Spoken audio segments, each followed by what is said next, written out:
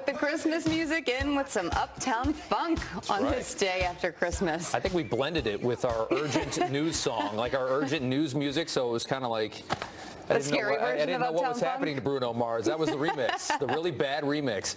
Good morning to you. It's 5:01 here on the East Coast. You're watching Fox and Friends First on this Tuesday morning, the day after Christmas. I'm Rob Schmidt. And I'm Jillian Mealy. Thanks so much for starting your day with us. Let's get right to our top story. More countries may be following President Trump's lead by moving their embassies to Jerusalem, acknowledging the ancient city as Israel's capital.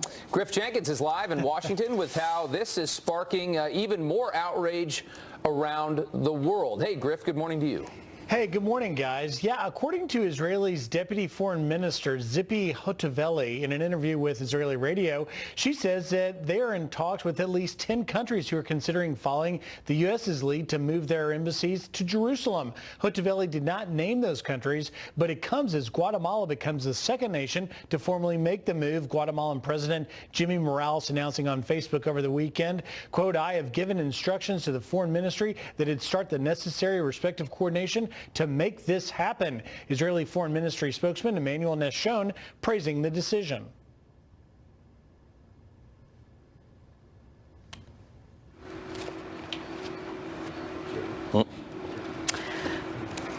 All right, it looks like we're having an issue with his mic, but we will get back to Griff Jenkins if we can a little bit later. In the meantime, let's get to this story. President Trump ready to get back to work this morning after celebrating his first Christmas in office. The president tweeting, quote, "I hope everyone is having a great Christmas. Then tomorrow it's back to work in order to make America great again," which is happening faster than anyone anticipated.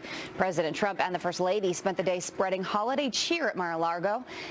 They personally provided hundreds of Christmas dinners to Secret Service, White House officials, and military members protecting the First family.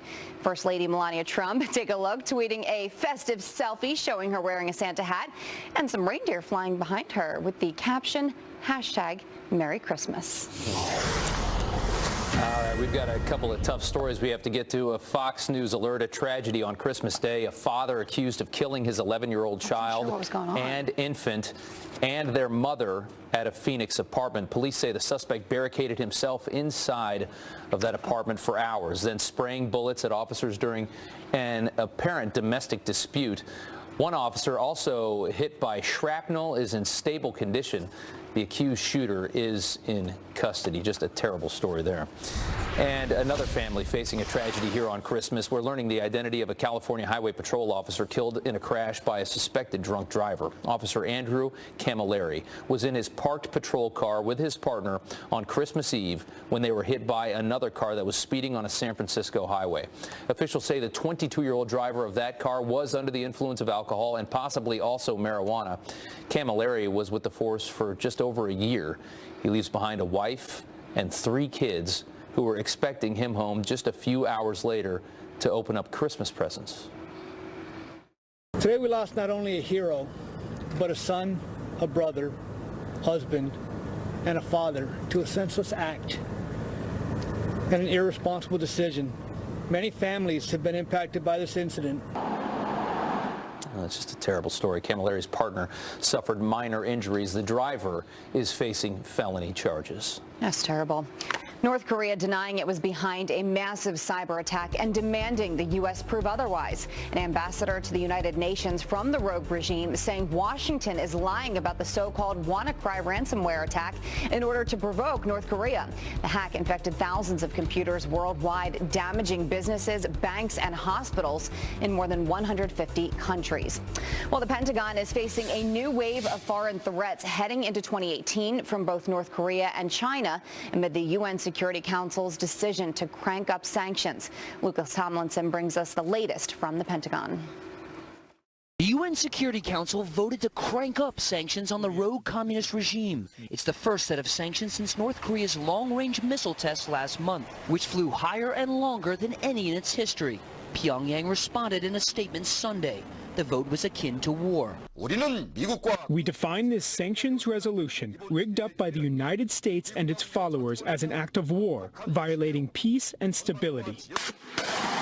Just one in a host of challenges facing the U.S. military around the world, as the Trump administration approves the shipment of anti-tank missiles to Ukraine capable of destroying Russian armor, a decision met with rare bipartisanship. I support the administration's decision to provide these types of defensive weapons for the Ukrainians. It's a clear message to Russia that we will not allow them to continue to compromise the sovereignty of Ukraine. In Yemen, the U.S. military has conducted more airstrikes in 2017 than the last 4 years combined against al-Qaeda in the Arabian Peninsula and ISIS. Recent U.S. intelligence estimates indicate the terror group has doubled in Yemen over the past year, the situation taking on more urgency at the State Department as the civil war rages on. It's in the United States' interest to see this conflict in Yemen brought to a close. Al-Qaeda benefits, Daesh benefits, Iran benefits. Not good for the United States. A former senior director at the National Security Council also warns of an old foe taking root in Syria. A lot of folks, when they think about al-Qaeda, probably still think of its center of gravity as being on that Afghanistan-Pakistan border. But I would think of the center of gravity for al-Qaeda really having shifted to Syria at this point. This comes as China conducted full flight operations with its first aircraft carrier this past year. Beijing now boasts a fleet of warships similar in number to the U.S. Navy and will overtake the United States by 2030, according to experts. I think China probably poses the greatest threat to our nation by about 2025. The head of the U.S. Pacific Command has long complained about the shortage of attack submarines necessary to gain intelligence on China and North Korea. If Congress doesn't pass a budget next month, expect those shortages to continue. At the Pentagon, Lucas Tomlinson, Fox News. A landing goes horribly wrong thanks to icy conditions in Boston. Take a look. A JetBlue plane packed with people slipping off the runway and spinning 180 degrees before finally coming to rest between two runways. No one was hurt on the flight from Georgia, but passengers say it felt like the plane was doing donuts. But they did praise the pilot and crew for handling the situation. Everyone on board safely evacuated and the plane was towed to the terminal. All right, NBC issuing new strict anti-sexual harassment rules just weeks after Today's Show co-host Matt Lauer was fired. Page 6 claims that employees are required to report any inappropriate behavior now and could be fired if they are found to be covering up for colleagues. Other rules say how coworkers should socialize with each other and even how to hug correctly. Lauer was fired from the network last month for inappropriate sexual behavior in the workplace. Well, certainly wasn't pretty, but the Philadelphia Eagles now have home field advantage throughout the NFL playoffs. This direction, made from 35. That one's heading down the middle, and good! Ah, nice. Kicker Jake Elliott sealing the deal late in the fourth quarter against the Oakland Raiders. Eagles go on to win 19-10. To the AFC, the Steelers dropping a lump of coal in the Texans' stocking. Pittsburgh running all over Houston, 34-6. But the one bright spot for the Texans, look at this awesome touchdown catch by receiver DeAndre Hopkins, battling the ball around and then turning around just to make the grab there. Obviously, celebration after the fact. But some of these catches are pretty impressive. Like, did he get penalized for that, throwing the ball out? I don't think so. You're allowed to celebrate now. You're allowed to celebrate. Rules, Okay, yeah, so the that's rules flipped around. have changed in the last year. Who knows? There's so many rules with the NFL. I know. All right, 9 minutes after the hour, after two ISIS-inspired terror attacks inside the U.S. in just the last few months, how is the terror group changing tactics for their future plots? General Anthony Tata joins us with the top threats to 2018. And still no actual proof of Russia collusion within the Trump campaign, but could there be proof of corruption inside the FBI? The new Republican plan to turn the tables. And Rosie O'Donnell is just so mad that we can't even believe it. Wait until you hear her Christmas message to House Speaker Paul Ryan. Stay tuned. Well, there is a war coming. One of the Marine Corps' highest-ranking generals now warning that the U.S. could be on the brink of major conflicts with Russia and in the Pacific theater as well. So how prepared are we, and do we have a reason to be worried? Joining us now is former Deputy Commanding General of U.S. Forces in Afghanistan and author of the new book, Direct Fire, that comes out today. General Anthony Tata, thanks for joining us, and thank you for giving us a copy here of your book that comes out today. We appreciate it. Right, thank you, sir. So let's talk about, threats that we may face in 2018. You just heard what Rob said there about, being on the brink of war. Do you think that's true? Well, Jill and Rob, thanks for having me this morning. I think if we look at the Trump national security strategy, it lays out all of the threats that we are going to probably face in the next year to 5 years. And it talks about prosperity, it talks about protection, and it talks about peace through strength.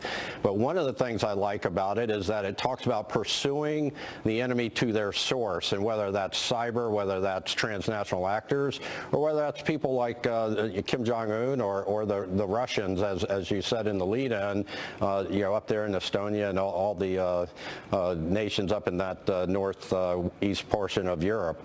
And the threats are real, and they're out there, and they've been ignored for a long time. And so that's why everything seems to be coming to a head right now. I would say the North Korean Peninsula, the Korean Peninsula in North Korea is probably #1 right now in the information war that's going back and forth. And then when you look at Hamza bin Laden coming out, bin Laden's son, Osama bin Laden's son, trying to unify all the transnational actors that are Arab and trying to destroy the United States or United States property. That's pursuing them to the source. ISIS reconvening in Libya, and we've got all of the drones going after that. So there's threats everywhere that we are fighting, but this new national security strategy is a good one, and I think that's going to help us focus better on threats that face our country. Yeah, well, I certainly think that America has more confidence in its military, and we definitely feel bolder than we have in the last 8 years. But I also think that a lot of people, and myself included, feel like that we're sitting on a powder keg right now. We have so many different conflicts around the world, and I want to ask you, the decision that we made just recently, moving the embassy into Jerusalem, has really angered a lot of Muslims around the world. Was that the right time? Was this the right choice to make right now? I think it is, Rob. I think it's time for America to reassert its strength. One of the things that you saw during the Obama administration was this sort of, President Obama's policy was a weaker America makes for a stronger world. President Trump has a very different policy. A stronger America makes for a stronger world, peace through strength, and asserting ourselves where we need to assert ourselves in the Middle East is important. Show leadership in the Middle East and demonstrate that we are protecting our allies. Israel is one of our longest standing allies in the region. So I think not only is it a symbolic move, but it's a very real move diplomatically when you think about the elements of national power: diplomatic, informational, military, and economic. This is a diplomatic and informational element of power come into play in the Middle East, where we are saying we are going to assert ourselves very strongly in an area that is very contentious, and we are a player and we are here to stay. Before we let you go, we're talking about what's going on overseas. Let's talk about here at home for just a second, because, ISIS had threatened, Christmas in New York, right? Yeah, next thing coming up in the immediate days is New Year's Eve, and you have a lot of people gathering at a lot of different locations. Do you feel that we are prepared here at home? Jillian, I think so, because I have great confidence in our law enforcement personnel here. Despite all the machinations up at the upper levels of the FBI and the bureaucrats up there, down at the lower levels, NYPD and the local police forces all around the country, they're fantastic. They go after threats. They have great intelligence networks, and they will protect us. And I think the American people should be very proud of the law enforcement personnel that we have. All right. And you have a website, by the way, you wanted to tell us about before we run. Well, we're sending books to troops overseas, the USO, the Pat Tillman Center. Just go to ajtata.com, and you can find it there to get direct fire over to the troops. I'll sign copies and send them over there. Amazing. Thank you for joining us this morning. General, thank you. Appreciate it. It is 18 minutes after the hour. A white Christmas turns into whiteout conditions for a major chunk of the country, where it's heading as you head back to work. We are tracking the latest.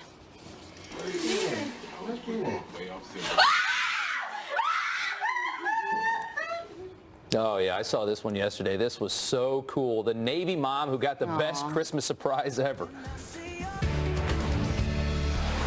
An angry passenger demanding a written apology after she claims United Airlines gave her first-class seat, stole it from her, and then gave it to a Democratic congresswoman. Jean Marie Simon says that Texas Democrat Sheila Jackson Lee took her spot after United mistakenly thought that Simon canceled her flight to D.C. Well, she was given a new seat and a $500 travel voucher to make up for it, but Simon says that's not enough, writing on Facebook, "I have received no written apology from United. A representative at a call center responding to a complaint form that I filled out online personally apologized."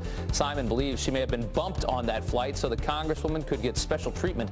Jackson Lee denies those claims, saying, quote, "I asked for nothing exceptional or out of the ordinary and received nothing exceptional or out of the ordinary." The Secret Service has interviewed the man who claims he sent Treasury Secretary Steve Mnuchin a gift-wrapped box of horse manure. Los Angeles psychologist Robert Strong posting photos on social media of himself with the package. He also sent a card reading, quote, "We are returning the gift of the Christmas tax bill. It's horse expletive," and signed it, "The American People." In a Christmas message, Strong compared himself and his act to Jesus. The prophets of old often did shocking things to highlight the injustice against which they were preaching. For me, that was delivering a gift-wrapped box of horse. There you have it. No charges have been filed against him. He's very proud of himself. All right, Rosie O'Donnell sending a not-so-warm Christmas message to House Speaker Paul Ryan. Hey, Jillian. Oh, hey, it's my turn. My turn to read. The comedian tweeting, quote, "Paul Ryan, don't talk about Jesus.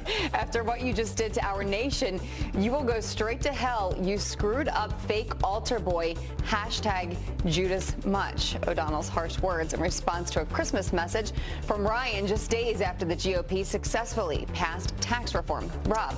Yes, just last week, Rosie made headlines when she offered cash, millions of dollars, to Republican Senators Jeff Flake and Susan Collins, the moderates of the Republicans, on Twitter to vote against the tax bill. Rosie O'Donnell is very, very angry these days. Very angry. I hope she can learn to relax and just, go sit on a beach somewhere. All right, a white Christmas for many in the Northeast and the Midwest, but was it too much? Look at this. Heavy snow causing whiteout conditions at Boston Logan Airport. And more than 21 inches of snow pounding Erie, Pennsylvania, breaking a Christmas Day record. Adam Klotz is here tracking what you need to know as you head out today. Take it away, Adam, so I can wake up. Oh, is it my turn now? It is. Is that how this works? Okay. Yeah, I think probably if you were shoveling this, for some folks it was too much, and there are areas where the snow is going to continue, basically just all around the Great Lakes, especially downwind from Ontario and Erie, areas where we could still see an additional, in some cases, 1 feet to 2 feet of snow before it's all said and done. No surprise here. That's why we have winter storm watches and warnings stretching all along these areas, especially up and down the coast of Michigan. Otherwise, though, the big story is just going to be these temperatures. Absolutely frigid. These are temps up into Canada, if you needed a reason not to live in Canada. Negative 50 degrees. Negative 30 degrees. This is settling down into the States. It feels like, these are feels like temperaters, feels like negative 20 in Chicago right now, guys. Fun. I heard the 3-week summer in Canada is just lovely. I really heard it's wonderful. Yeah. Thanks, Adam.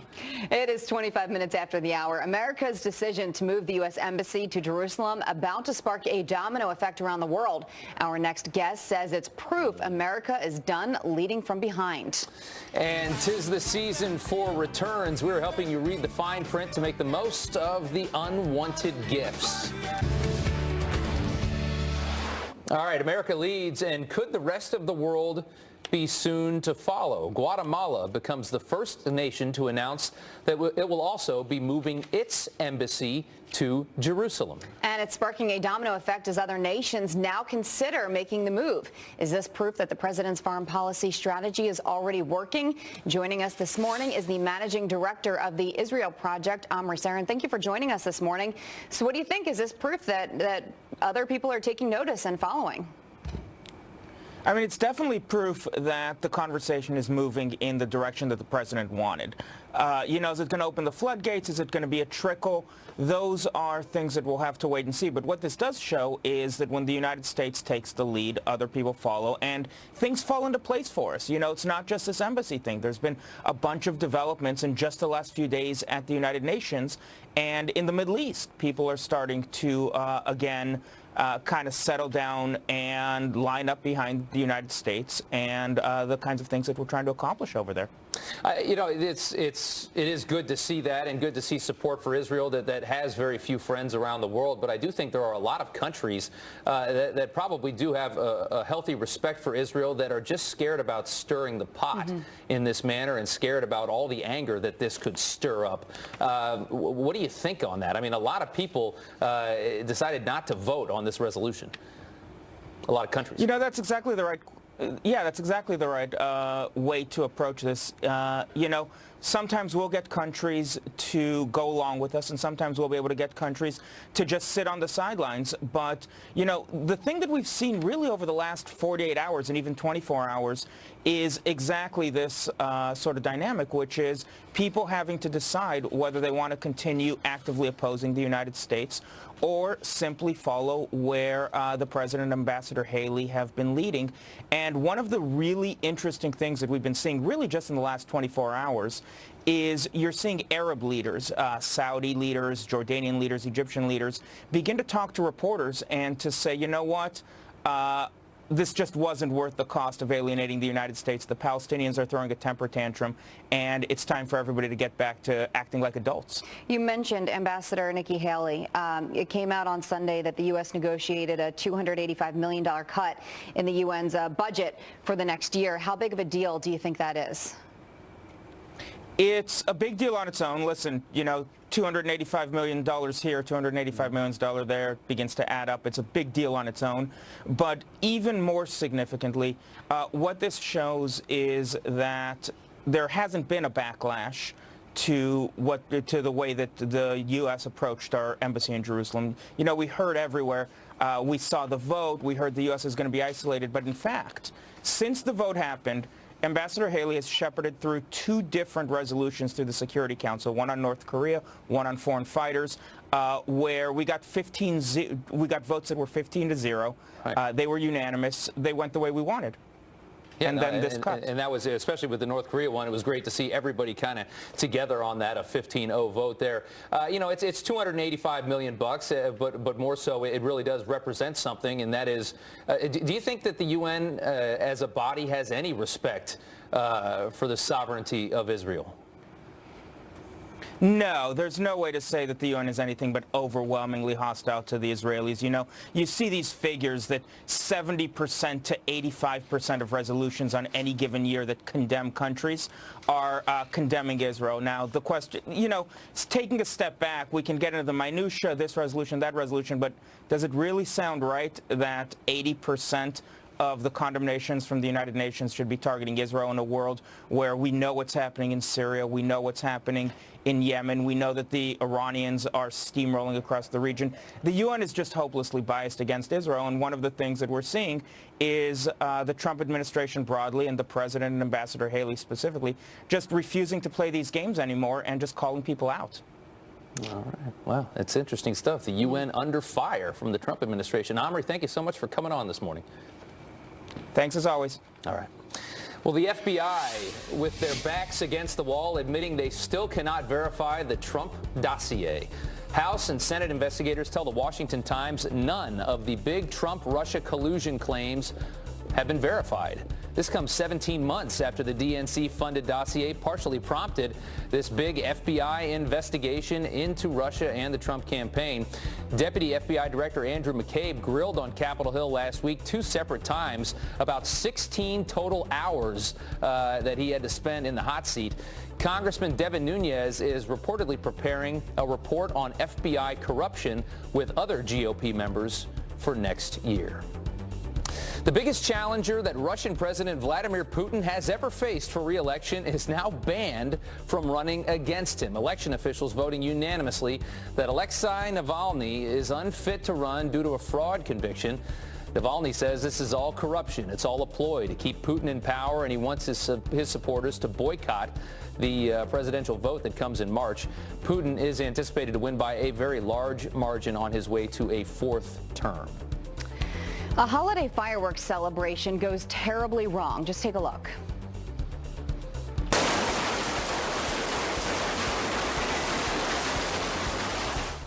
Geez, at least 22 people, including 6 children, were burned in central Cuba when those fireworks started exploding uncontrollably. The display, part of a traditional Christmas Eve celebration that draws thousands each year. Well, they weren't home to leave him milk and cookies, but Santa Claus still paid a visit to a group of fearless firefighters. Old St. Nick and Mrs. Claus posing for a picture you can see right here with the Ventura County Fire Department in California. Santa saying he knows a little bit about working during the holidays. Nearly 2,000 firefighters spent Christmas away from their families, battling the massive Thomas wildfire. It's the largest in California history. All right, a big moment for soon-to-be royal Meghan Markle with her fiance by her side. Prince Harry offering a nervous Markle some last-minute words of advice before she had to curtsy for Queen Elizabeth. I think that'd make anybody a little bit nervous. The former American actress and the royal family had just left Christmas service at the Queen's country estate. Prince Harry and Meghan Markle will be married on May 19th. That's going to be a fun wedding. I want to go to his bachelor party is where I want to be. I'm sure you do. It's the best Christmas gift that this Navy sailor's mom could ever ask for.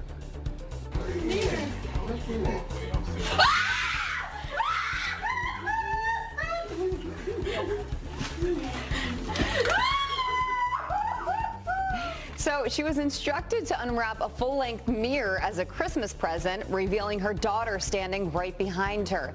The video of their emotional reunion has gone viral with more than 7 million views. Never gets old, I tell you, seeing these videos. That was a really good one. Yeah. They really got her good. She was shocked. All right, 37 minutes after the hour, it has been a Democrat rallying cry since Inauguration Day. Rise today, Mr. Speaker, to call for the impeachment of the president. Is there any hope for the so-called resistance in 2018 to come to an end, or could we soon start seeing some reaching across the aisle? Could politicians start getting along in Washington? We debate coming up next. And police have some questions for the person behind the wheel of this car, the crash that appears to defy gravity. Motives and his actions are contemptible, and I will fight every day until he is impeached. Impeach 45. I rise today, Mr. Speaker, to call for the impeachment of the President of the United States of America. The president's fitness for office is something that is being called into question. I'm very worried about his fitness.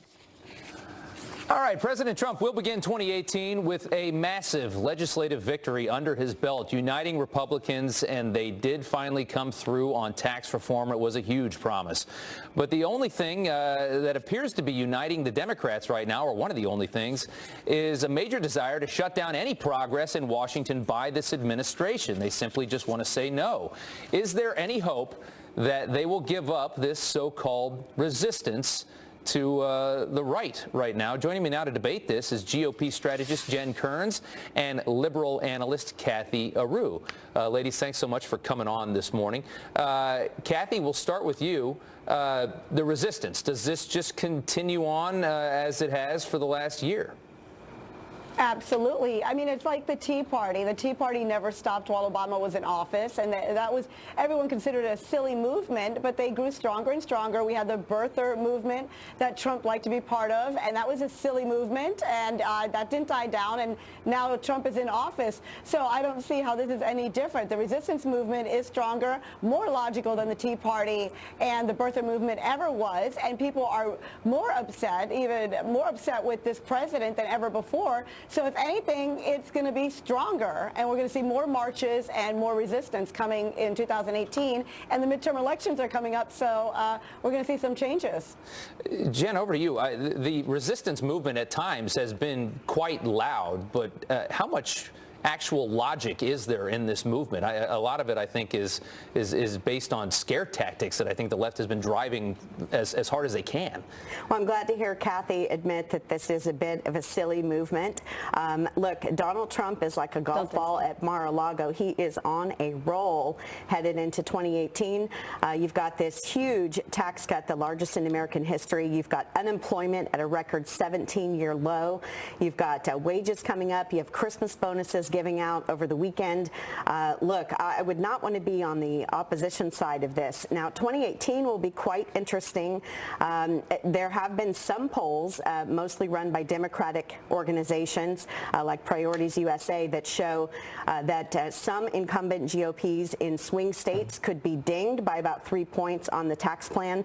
But if you look at the budgets of both the RNC versus the DNC for 2018, the RNC is vastly outpacing the DNC in terms of fundraising. So when you look toward 2018 and how this tax plan is going to play out at the ballot box next November, the RNC is going to have the upper hand here. On an average month, they outraised the DNC by about $6 million. Let's let Kathy respond. Go ahead.